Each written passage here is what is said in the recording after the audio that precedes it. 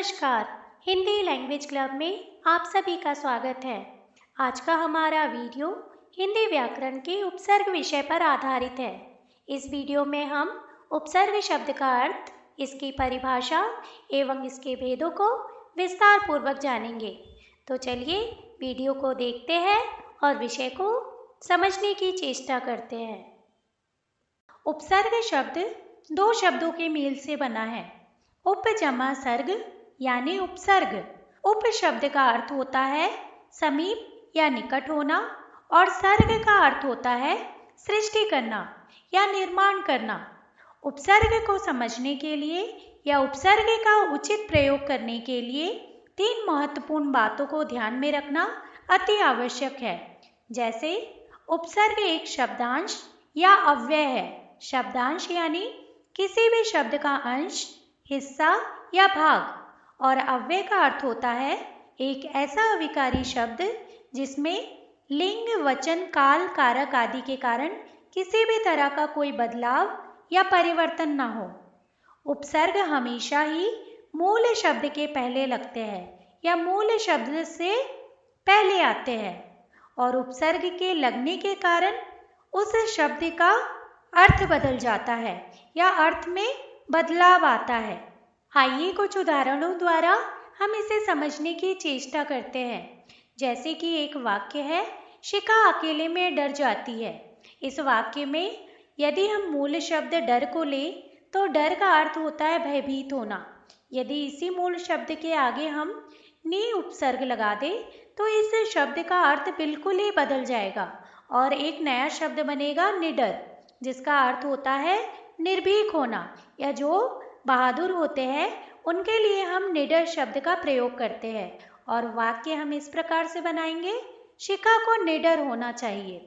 इसी प्रकार से हम दूसरा उदाहरण देखेंगे।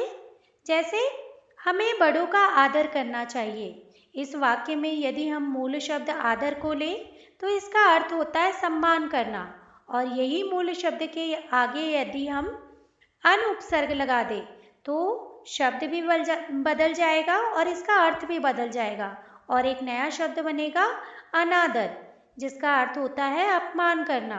और हम वाक्य इस प्रकार से बनाएंगे, हमें बड़ों के अनादर से बचना चाहिए।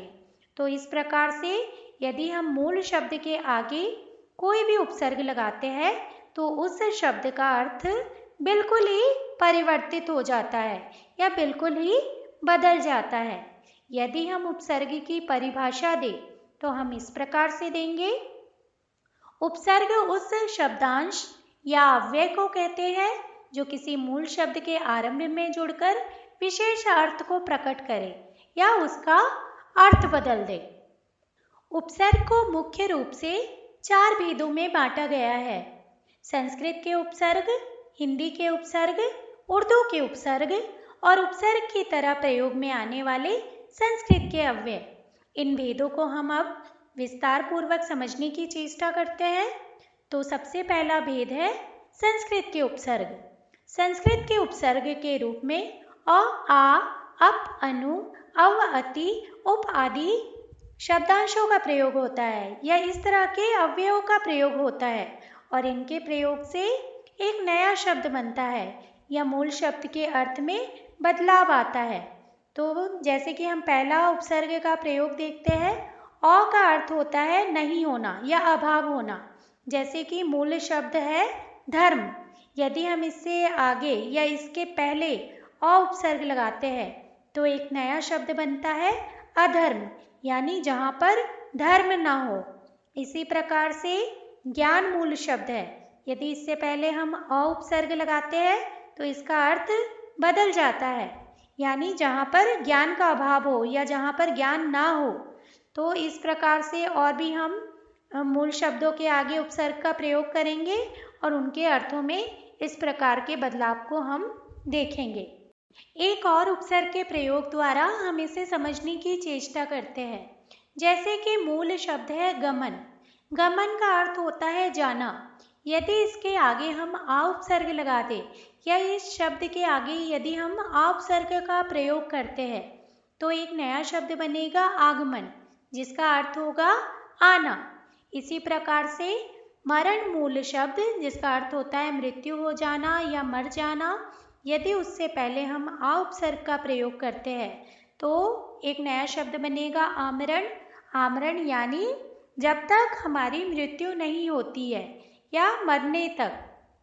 इसी प्रकार से जन्म मूल शब्द के आगे यदि हम आ उपसर्ग लगाते हैं तो नया शब्द बनेगा आजन्म, यानी जब तक हम जिंदा है या जीवित है या जब तक हमारा यह जन्म है। तो इसी प्रकार से उपसर्गों का प्रयोग होता है। अप उपसर्ग लगाकर हम बनाएंगे अपकार, अपमान, अपयश। अनु से बनाएंगे अनुज, अनुसार, अनुरूप। अव उपसर्ग के प्रयोग से बनाएंगे अवगुण, अवनति। अति से अतिशय, अत्यंत। उप से उपचार, उपकार, उपनाम, उपहास। उत से बनाएंगे उत्थान, उत्पत्ति, उन्नति। दुस या दुष्य से बनाएंगे दुस्साहस, दुष्कर्म, दुष्चरित्र। दूर से बनाएंगे दुर्दशा, दुर्जन, दुर्गम। नी से निवारण, नियुक्त, नियोग। निस से निश्चल, निश्चित, निस्सार। निर से निर्जन, निर्धन, निर्बल। परि से परिजन, परिधि, परिताप। प्र से प्रबल, प्रख्यात। तो इस प्रकार से हम संस्कृत उपसर्गों का प्रयोग करके एक नया शब्द बनाते हैं और उनके अर्थ में बदलाव आता है। दूसरा है हिंदी के उपसर्ग। हिंदी के उपसर्ग के रूप में हम अ, अन, अध, नी, को, बिन, भर, स, सु आदि उपसर्गों का प्रयोग करते हैं, या हम इन शब्दांशों के प्रयोग से एक नया शब्द बनाते हैं जिससे कि मूल शब्द के अर्थ में परिवर्तन आता है या बदलाव आता है। अ के प्रयोग से हम अकाल, अछूत, अचल। अन से अनबन, अनमोल, अनपढ़, अनजान। अध से अधपका, अधमरा। नी से निवारण, नियुक्त, नियोग। कु से कुपुत्र, कुसंग, कुपात्र। बिन से बिन देखा, बिन ब्याहा। भर से भरपेट, भरपूर, भरसक।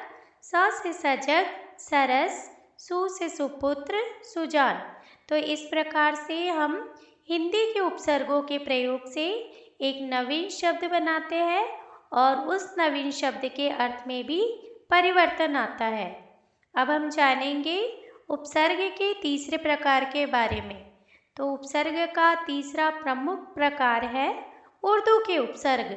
उर्दू के उपसर्ग के रूप में हम कम, खुश, बद, बे, ला, ना, बा, दर, हर इस प्रकार के उपसर्गों का हम प्रयोग करते हैं और इससे हम एक नवीन शब्द बनाते हैं। जैसे कम से कमजोर, कम अक्ल। खुश से खुशहाल, खुश नसीब, खुशकिस्मत। बद से बदनाम, बदमाश, बदतमीज।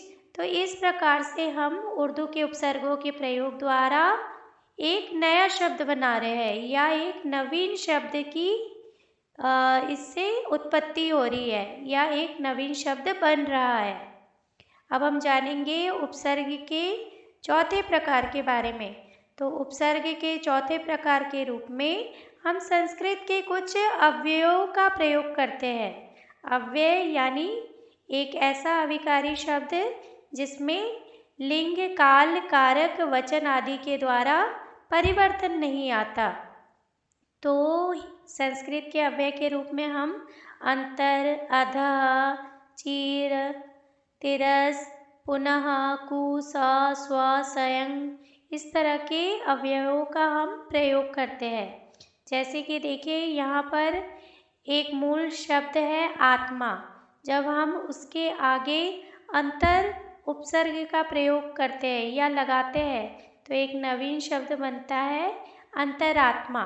इसी प्रकार से राष्ट्रीय मूल शब्द है।